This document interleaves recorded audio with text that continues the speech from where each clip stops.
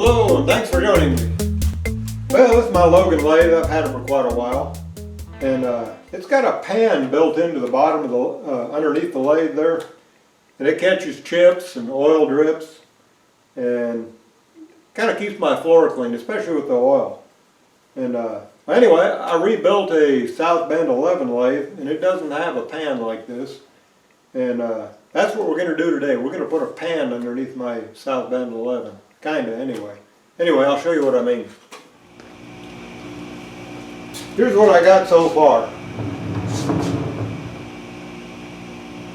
I was going to put a sheet metal pan in that, but I think the wood's going to be plenty good. I don't run coolant on this lathe. It'll have drawers in here. I'll probably take some silicone caulking and put it around the edges here. But anyway, that's what we're building today, so let's get started.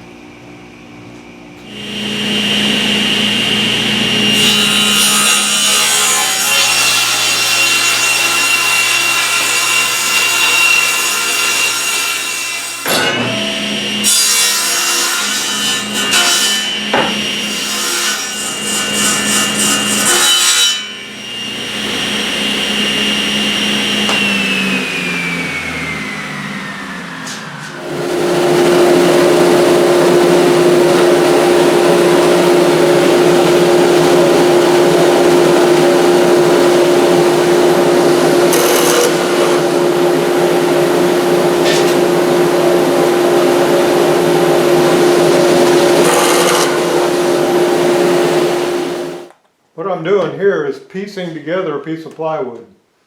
The way it works is you put the two pieces of plywood together where you want to join it, make marks that intersect the two pieces of plywood and take it over to the horizontal boring machine and drill the holes. I'm sure it weakens it a little bit, but this is a side panel and it'll do fine. Put glue down in the holes. I got these pre-cut gluing dowels. You just put them in there like that.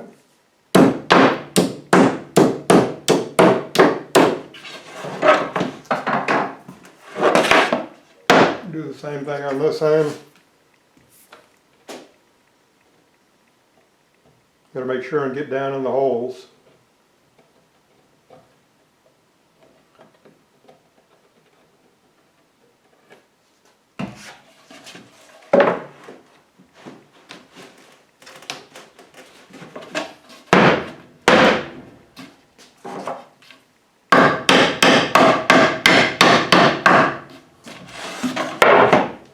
I'm gluing some nice wood together. I usually use clamps to pull it together. This is utility wood here.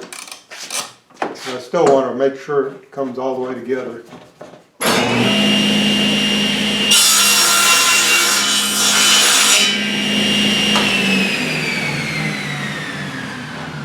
That's that piece I just glued.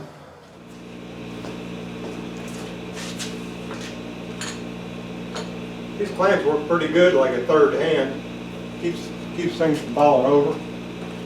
This is not going to be fine cabinetry.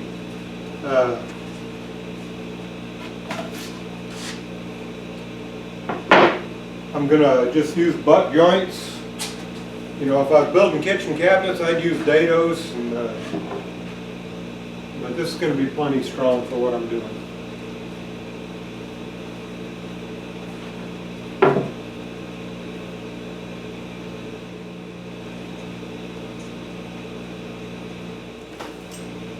I use a nail gun here. I think it's got inch and a half nails in it. And this is not to hold the cabinet together. I'm going to use screws to hold it together.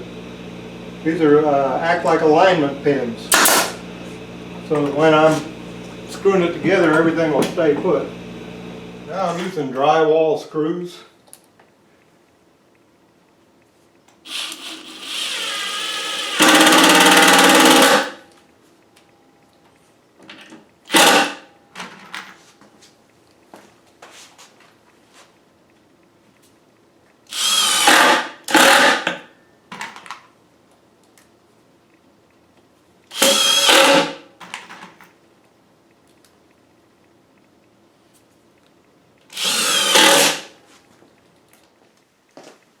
Okay, I think the next step is to mount the casters.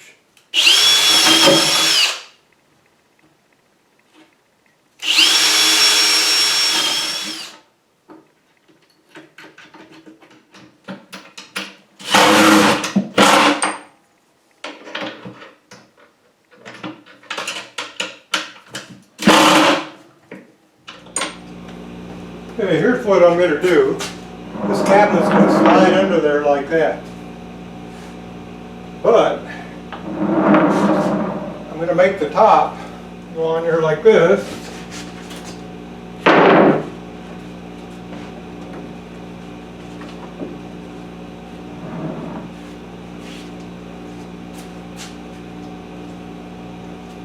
And I'm going to make a cutout right here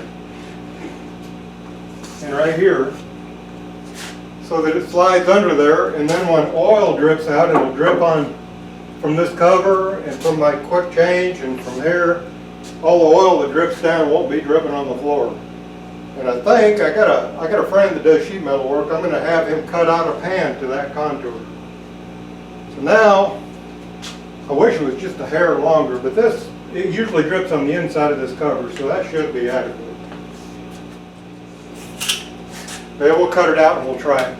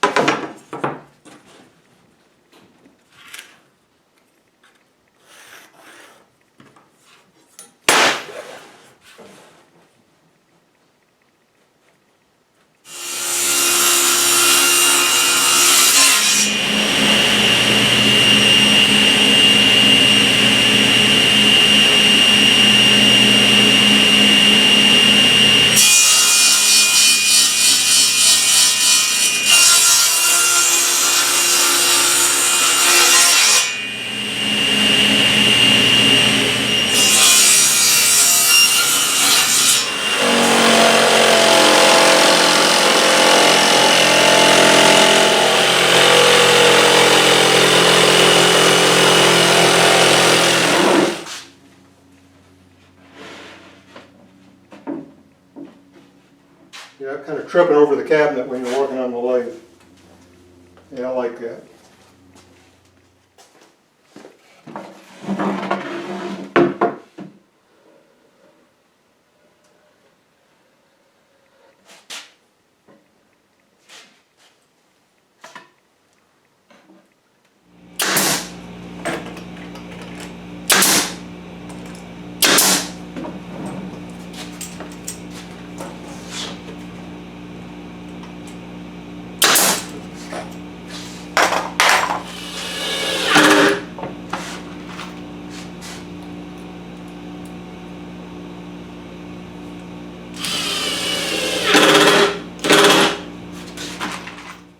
Yeah, it's really square. I was going to attach that. It keeps everything square, but it's already really square. Might be good just to leave it off until I get the drawers mounted in there. I think I'll do that.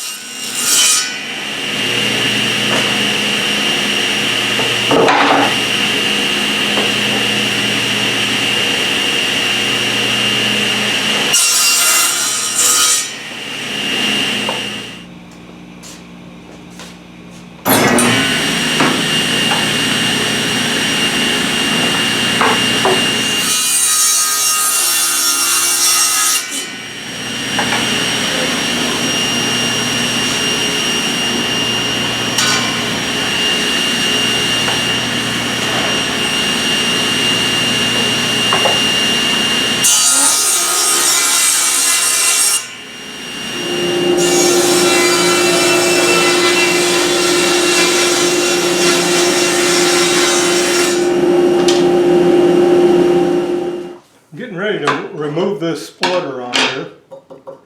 That right there prevents kickbacks. Some saws have a riving knife. Looks like a hook that goes over the blade. That's really the best thing. Don't ever buy a saw without that riving knife. That riving knife goes up and down with the blade so that if you have to cut halfway through, you don't have to remove that. Or the riving knife. It goes up and down with the blade. So I'm removing the splitter because I want to cut a groove partway through. Okay, make this about a ½ inch from the bottom of the drawer. Now I want to cut the groove on the inside .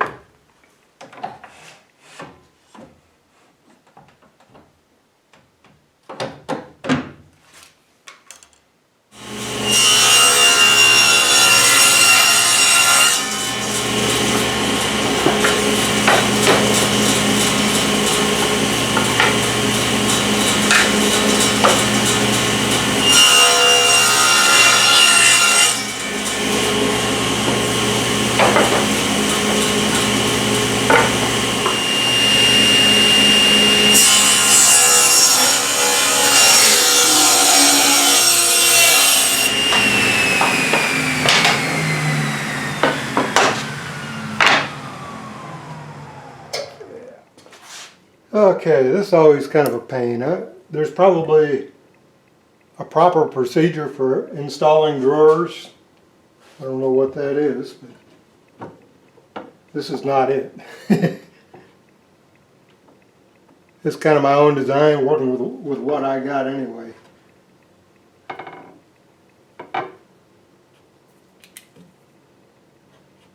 Okay.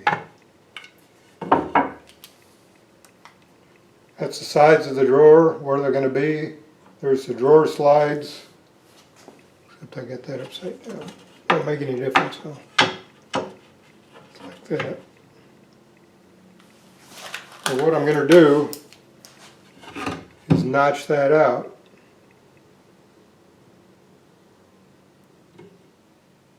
Like that. And that will allow me to fasten this to the front of this, and it'll cover half the slide.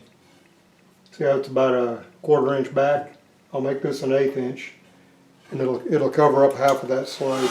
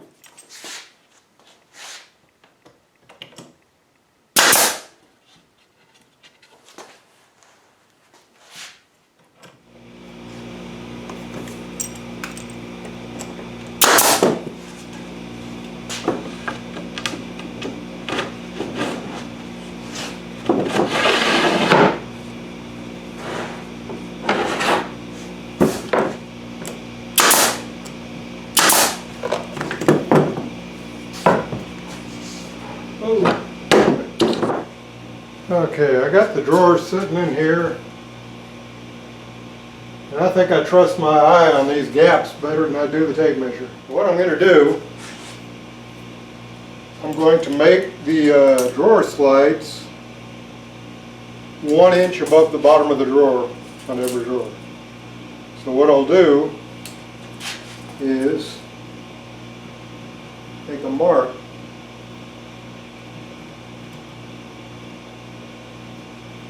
bottom of each drawer.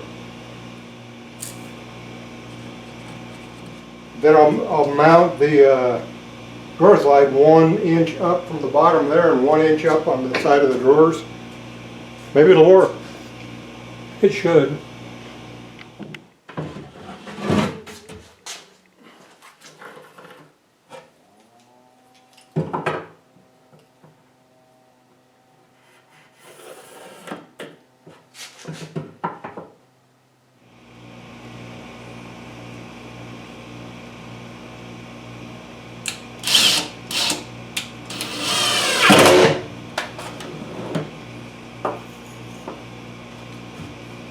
I learned a little trick here.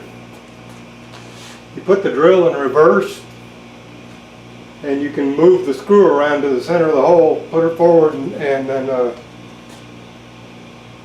tighten it. It's really important that the screw is in the center of the hole. That really helps you position the screw.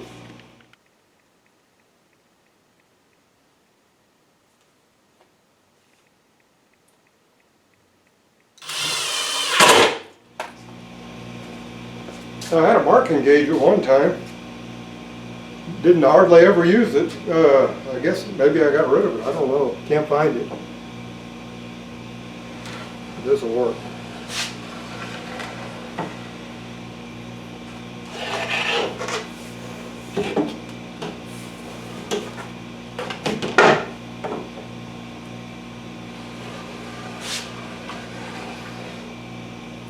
I was thinking about putting like a cutout right here where you could just reach. They're not going to be airtight drawers or dust tight or whatever anyway. That would give it kind of a sleek, functional look. I think I'll do that. I'm going to cut that out where you can grab your hand, stick your hand in there and pull the drawer out.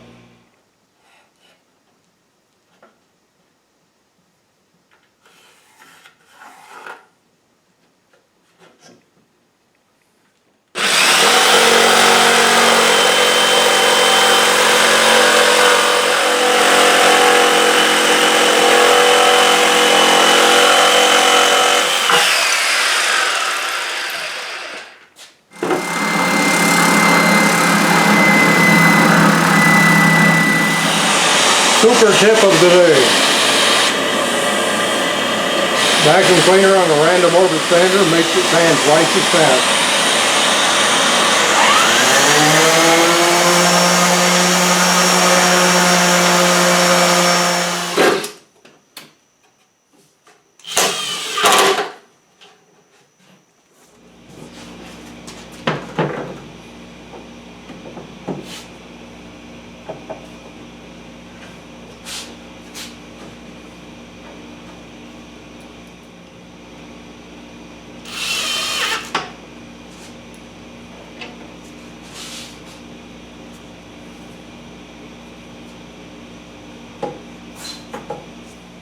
Right here you got screws you mounted in first, and you can adjust the drawer up and down, get all your spacing right. And then you go back and put screws in here, which is what I'm going to do now.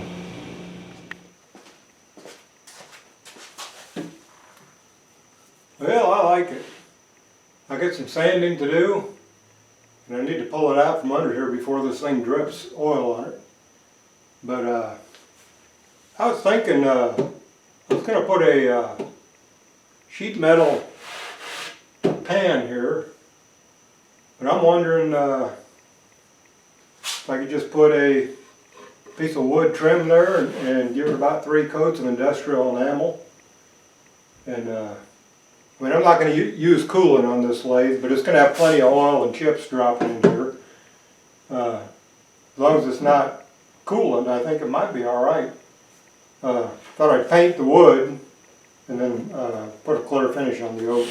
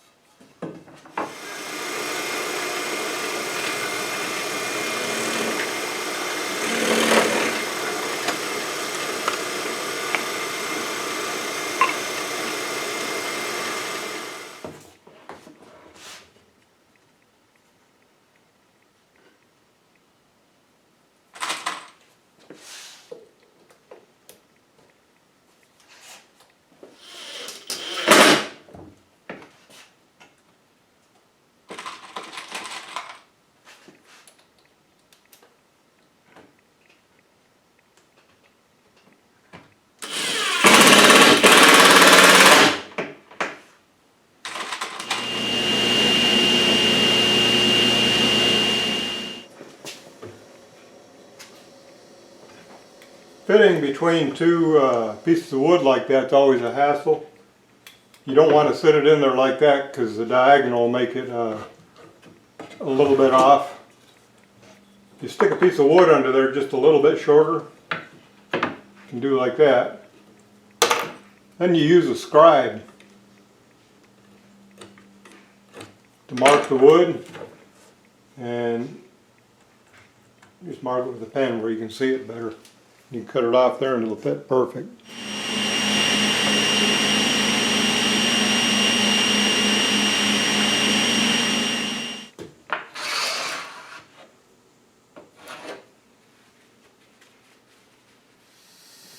This is just a sanding sealer. I don't use it a lot of times, but I got it pretty cheap and it speeds things up a little bit.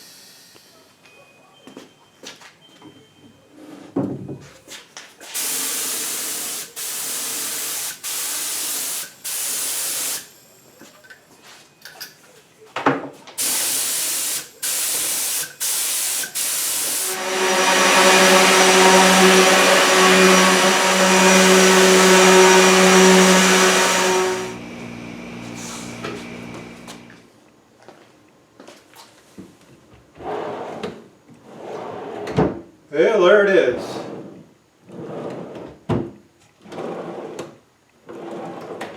Not bad for a bunch of scrap lumber, huh? Well, I've used this one time, and the oil and chips were kind of hard to clean out of here. I mean, I planned on vacuuming it out anyway, but the oil tends to get down in the grain of the wood, despite the good finish I got on it. So I'm going to line the inside of this.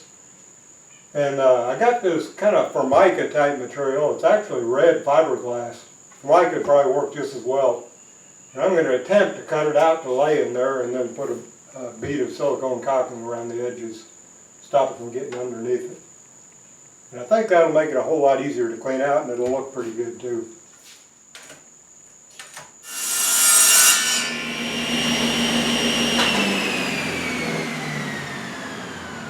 I got a feeling this is really hard on my table, buddy.